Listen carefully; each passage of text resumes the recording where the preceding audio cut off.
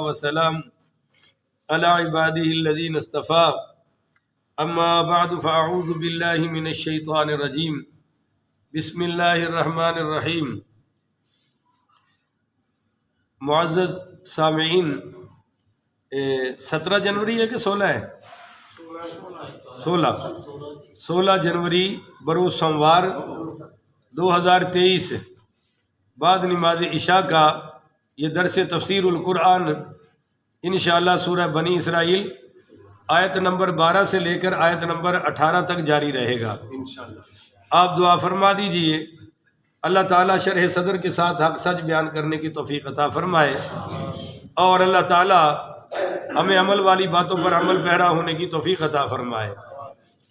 پچھلے درس میں یہ بیان ہو گیا تھا کہ قرآن ہر قوم کے لیے ہدایت بن کے آیا ہے، اور وَيُبَشِّرُ الْمُؤْمِنِينَ الَّذِينَ يَعْمَلُونَ الصَّالِحَاتِ، ان ایمان والوں کو خوشخبری سنانے آیا ہے جو نیک عمل کرتے ہیں کہ أَنَّ لَهُمْ أَجْرًا كَبِيرًا، ان کے لیے بہت بڑا اجر ہے۔ وَأَنَّ الَّذِينَ لَا يُؤْمِنُونَ بِالْآخِرَةِ وَأَعْتَدْنَا لَهُمْ عَذَابًا أَلِيمًا، اور جو لوگ آخرت پر ایمان نہیں رکھتے ان کے لیے دردناک عذاب ہے۔ اور انسان کی جلد بازی کا بیان بھی آیت نمبر 11 میں ہو گیا۔ اب یہ آیت نمبر 12 میں ہے کہ وَجَعَلْنَا اللَّيْلَ وَالنَّهَارَ آیَتَيْنِ، کہ ہم نے بنایا ہے رات اور دن کو اپنی قدرت کی دو نشانیاں۔ رات کا آ جانا یہ بھی اللہ کی قدرت کی نشانی ہے، اور دن کا آ جانا یہ بھی اللہ تعالیٰ کی قدرت کی نشانیوں میں سے نشانی ہے۔ وَجَعَلْنَا اللَّيْلَ لِبَاسًا، ہم نے رات کو تم پر لباس بنا دیا ہے۔ وَجَعَلْنَا نَوْمَكُمْ سُبَاتًا، اور اس لیے کہ تم اچھی طرح سو سکو، نیند حاصل کر سکو۔ اگر رات نہ ہو تب بھی گزارا نہیں، اور اگر دن کا اجالا نہ ہو تو بولو پھر بھی گزارا نہیں ہے۔ فَمَحَوْنَا آیَةَ اللَّيْلِ، اور ہم نے مدھم کر دیا رات کی نشانی کو، یعنی یہ جو رات ہے نا اندھیرا لاتی ہے، سکون لاتی ہے، پوری دنیا ایک ٹائم میں سوتی ہے۔ اگر سونے کا ٹائم الگ الگ ہوتا تو بھی بڑی گڑبڑیشن ہو جاتی، بڑے معاملات خراب ہو جاتے۔ وَجَعَلْنَا آیَةَ النَّهَارِ مُبْصِرَةً، اور بنا دیا دن کی نشانی کو روشن، مبصرةً، تاکہ تم دیکھ سکو، اور لِتَبْتَغُوا فَضْلًا مِّن رَبِّكُمْ، تاکہ دن آ جائے۔ وَجَعَلْنَا النَّهَارَ مَعَاشًا وَبَنَيْنَا فَوْقَكُمْ سَبْعًا شِدَادًا، یہ اس لیے اللہ کہتا ہے کہ میں نے دن بنایا ہے لِتَبْتَغُوا فَضْلًا مِّن رَبِّكُمْ، کہ تم تلاش کرو رزق اپنے رب سے۔ یہ دن کا پہلا فائدہ ہے کہ دن میں کام کاج ہوتے ہیں، ہر قسم کے کارخانے، مزدوریاں، ڈیوٹیاں، یہ سب دن کی روشنی میں چلتے ہیں۔ اور سورۃ الجمعہ میں بھی اللہ تعالیٰ نے یہی مسئلہ بیان فرمایا ہے کہ جب تم یا ایھا الذین آمنوا اذا نودی للصلاۃ فی یوم الجمعۃ فاسعوا الی ذکر اللہ وذروا البیع ذالکم خیر لکم ان کنتم تعلمون۔ آگے کیا ہے حافظ جی؟ وَإِذَا قُضِيَتِ الصَّلَاةُ، جب تم نماز ادا کر لو جمعے کی تو فَانْتَشِرُوا، منتشر ہو جاؤ، اپنے اپنے کاموں میں چلے جاؤ۔ آگے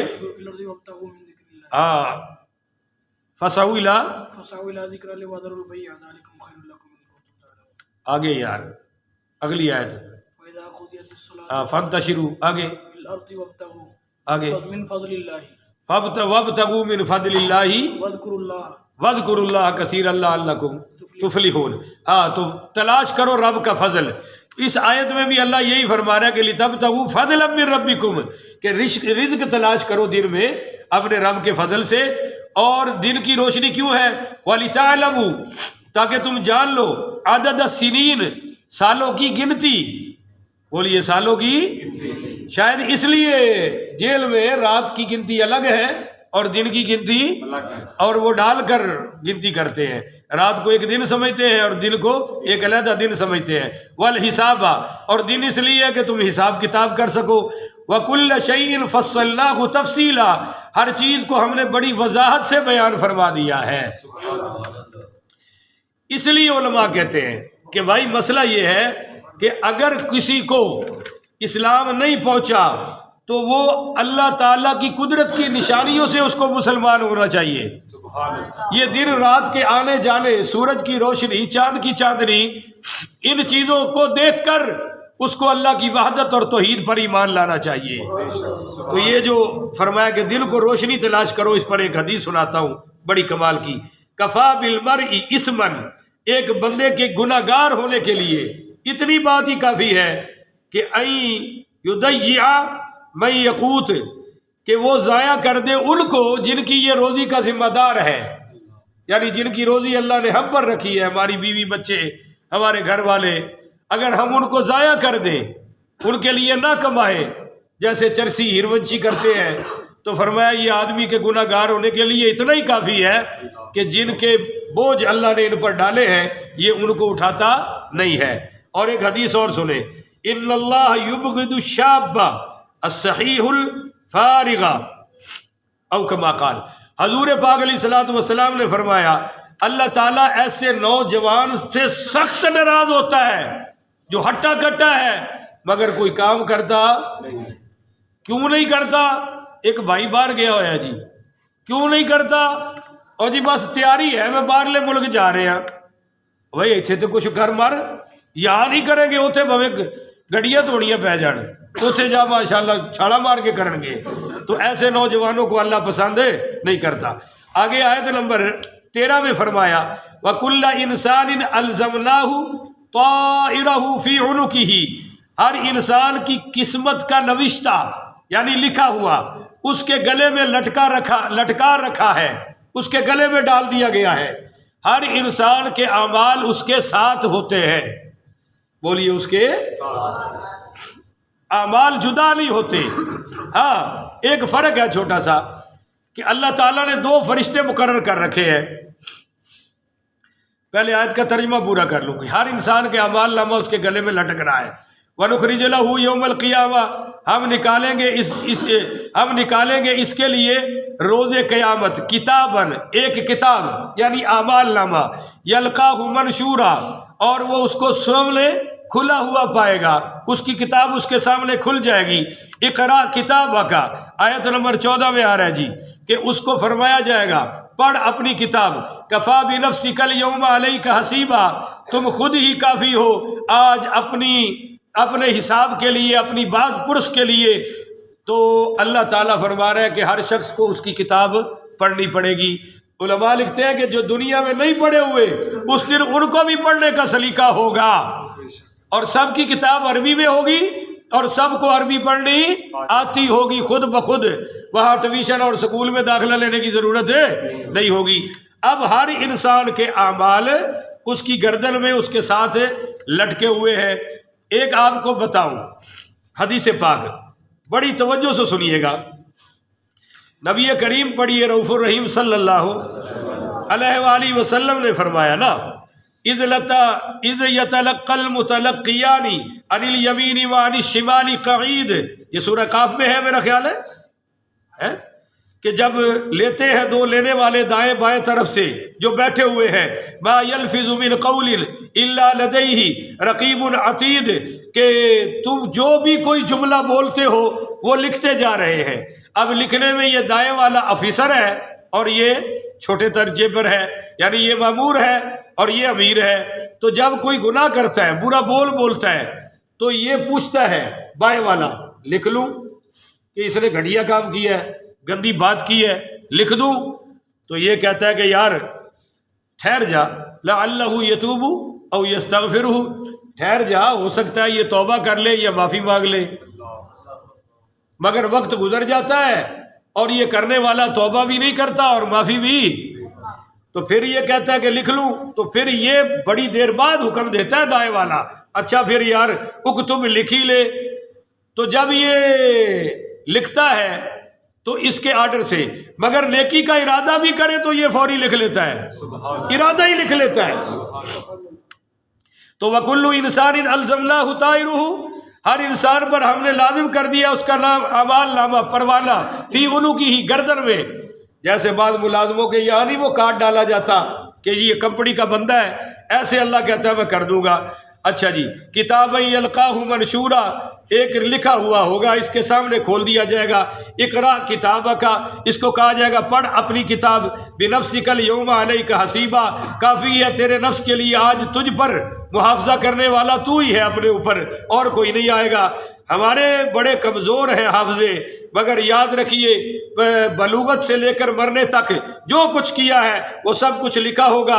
اور سورہ آل عمران میں آ رہا ہے یوم تجد کل نفس ما عملت من خیر محضرا وما عملت من سوء، کہ جس نے جو دنیا میں خیر کا کام کیا ہے وہ بھی سامنے ہوگا، شر کا کام کیا ہے تو بولو وہ بھی سامنے ہوگا۔ جی اللہ فرمائے گا هل ظلمک کتبتی، پڑھو اپنی کتاب، یہ تیرے لکھے ہوئے میں کہیں بھی فرشتوں نے ظلم تو نہیں کیا، زیادتی تو نہیں کی؟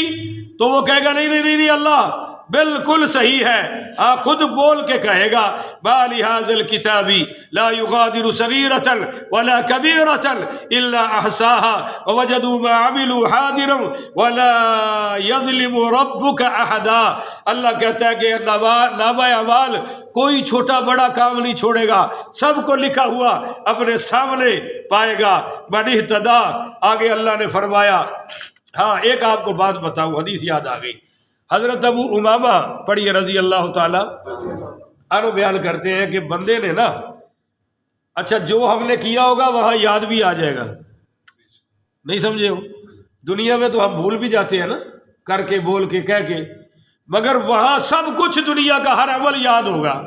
تو جب اس کے سامنے کیا جائے گا کہ اقرا کتابک کا، پڑھ اپنی کتاب، تو بعض نیکیاں جو دنیا میں کی ہوئی تھی، ابو امامہ کی روایت ہے حضور صلی اللہ علیہ وسلم نے فرمایا وہ اس کے نامہ اعمال سے غائب ہوں گی۔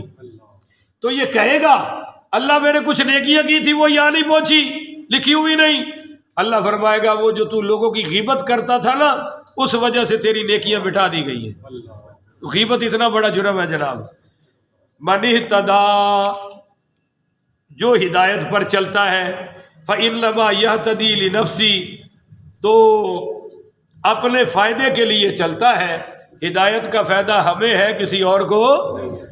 ومن دل فإنما يدل علیہا فإنما يدل علیہا، اور جو گمراہ ہوتا ہے تو اس کی گمراہی کا وبال بھی اسی پر ہوتا ہے۔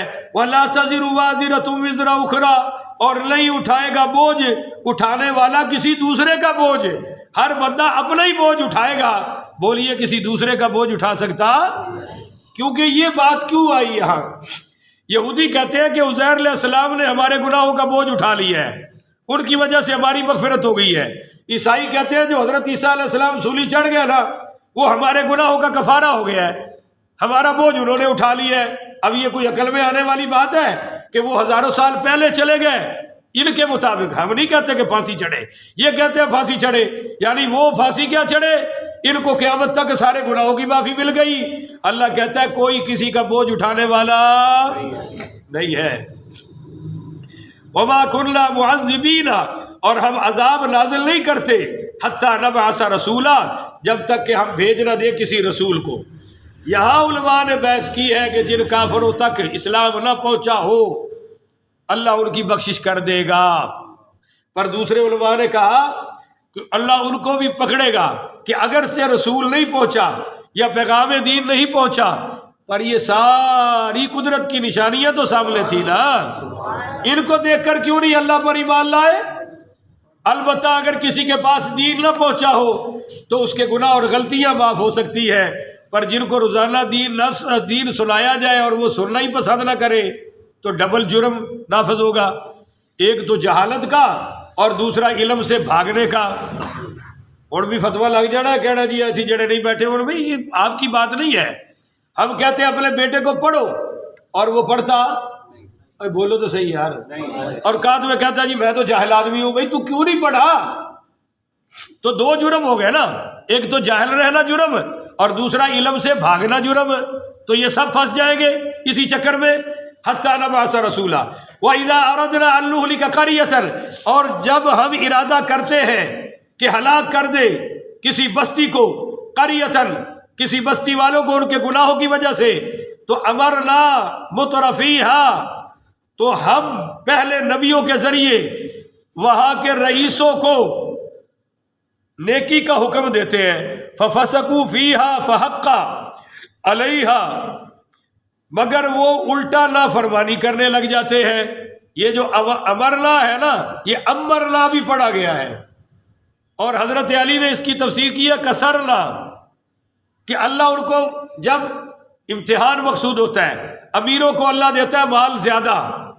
بولو جی، امیروں کو اللہ مال دیتا ہے، جب زیادہ پیسہ آتا ہے یہ زیادہ بدماش بنتے ہیں، اللہ تعالیٰ پہ خرچ کرتے ہیں، شادیوں پہ بے دریغ خرچ کرتے ہیں، پھر یہ شادیوں میں گھوڑے نچاتے ہیں، کجریاں نچاتے ہیں، اور نچنے والیوں پر تو بوریوں کے بوریاں پیسے پھینکتے ہیں، اور مسجد میں 5 روپے دینے پر پوچھ رہے ہوتے ہیں مولوی صاحب نو دینا کوئی جائز ہے؟ یہ جو تقریر کر رہے ہیں تو پیسے پھینکنے جائز ہے؟ بندہ پوچھے ہوتے بوریاں بھر کے ساٹے آئے ہیں، اتنے نہیں پوچھا جائز ہے کہ ناجائز ہے. تو جب مالدار طبقہ گمراہ ہوتا ہے تو پھر عذاب سب پر آتا ہے، کیونکہ غریب لوگ بھی مالداروں کے پیچھے پیچھے چلتے ہیں. انہوں دیا بڑیاں بدماشیاں تے غریباں دیا نہیں سمجھتے ہو. غریب بھی ڈھول بجا دے نہیں بجا دے، انہوں نے خسرا نہ لبے آپ ہی نچن لگ پہ نہیں سمجھے ہو بھائی. وہ کجریاں لاتے ہیں، یہ خسرے لاتے ہیں، تو جنہوں نے خسرا بھی میسر نہ ہوئے وہ پھر آپ کمی پوری کر دیں نہیں کر دے. جب بچے کے دن پڑ جائیں تو گھر میں اپنی بچیاں ناچ رہی ہوتی ہیں، اور حاجی صاحب، علامہ صاحب، مفتی صاحب نکر پرانے ہوکے وانگو بیٹھے ہوتے ہیں، چلو جی خوشی ہے کر لو. تو اللہ کہتا ہے جب مالداروں پر فسق نافرمانی کا غلبہ ہوتا ہے اور پیچھے دوسرے بھی لگ جاتے ہیں تو پھر کیا ہوتا ہے؟ فحق علیہ القول فدمرناها تدمیرا. تو پھر اس میں پس واجب ہو جاتا ہے ان پر رب کا عذاب، پھر وہ نافذ ہو کے رہتا ہے. وکم اہلکنا من القرون من بعد نوح، اور فرمایا پھر ہم اس بستی کو جڑ سے اکھیڑ کر رکھ دیتے ہیں. فدمرناها تدمیرا، وہ بستیاں جن میں گناہ ہو رہے ہوتے ہیں ہم تیس نیس کر دیتے ہیں. وَكَمْ أَهْلَكْنَا مِنَ الْقُرُونِ مِنْ بَعْدِ نُوحٍ، اور کتنی قومیں ہیں جنہیں ہم نے حضرت نوح کے بعد ہلاک کیا. قوم سمود، قوم عاد، اصحاب مدین، بہت ساری قوموں پر بعد میں عذاب آیا. وَكَفَى بِرَبِّكَ بِذُنُوبِ عِبَادِهِ خَبِيرًا بَصِيرًا، اور آپ کا پروردگار اپنے بندوں کے گناہوں کو اچھی طرح باخبر ہے اور انہیں خوب دیکھ رہا ہے. مَنْ كَانَ يُرِيدُ الْعَاجِلَةَ، چلو جی یہ جناب میرا خیال ہے 17 ہوگی 18 آخری آیت. مَنْ كَانَ يُرِيدُ الْعَاجِلَةَ، جو لوگ طلبگار ہیں دنیا کے، بولو جی جو دنیا کے ہر وقت دنیا دنیا دنیا، مر گیا بھائی. اجلنا لہ فیہا ما نشاء، تو ہم جلدی دے دیتے ہیں اس دنیا میں جتنا چاہتے ہیں اور جسے چاہتے ہیں. یعنی یہ نہیں ہے کہ جو دنیا چاہے تو ساری مل جائے گی، نہیں. تم نے دین چھوڑا، نمازیں چھوڑی، مسجد چھوڑی، قرآن چھوڑا، اس دنیا کے لیے پاگل بنے پھرتے ہو، نائٹ ڈیوٹیاں کر رہے ہو، ہر مشکل سے مشکل کام کر رہے ہو، پر یہ قانون سمجھو ہم دنیا بھی اپنی مرضی سے دیتے ہیں اور جتنی چاہتے ہیں اتنی. لمن نرید ثم جعلنا لہ جہنم، پھر ہم مقرر کر دیتے ہیں اس کے لیے جہنم، کہ دنیا تو کھا لے گزارے والی پر انجام جہنم ہے. کیوں؟ دین چھوڑ دیا، اللہ کا راستہ ہی چھوڑ دیا. یصلاھا مذموما مدحورا، فرمایا تاپے گا وہ، یصلاھا پہنچے گا وہ اس حال میں کہ مذموما مدحورا، وہ مذمت کیا ہوا اور ٹھکرایا ہوا ہوگا. یعنی جب یہ دنیا دار قیامت والے دن اٹھیں گے تو ٹھکرائے ہوئے ہوں گے، مسترد کیے ہوئے ہوں گے. جیسے کوئی ایسا بندہ دروازے پہ آ جائے تو آپ اچھی طرح اس سے بات بولو نا نہیں کرتے. ساڈے کے رشتے دار نے انہیں سارے ایکا کیتا ہوا ہے، جن نال چنگی گل نہ کرنا ہوئے منہ یہ کر لیندے نے. اب وہ گھر میں تو آتے ہیں، دروازہ کھولتے ہیں، بیٹھک میں بٹھاتے ہیں، پر منہ سائڈ پہ کر کے بات کریں گے، انہوں وال رخ ہی نہیں کریں گے. تو یہ اس آیت کا ترجمہ ہے کہ جب یہ لوگ قیامت والے دن اٹھیں گے تو دھتکارے ہوئے ہوں گے.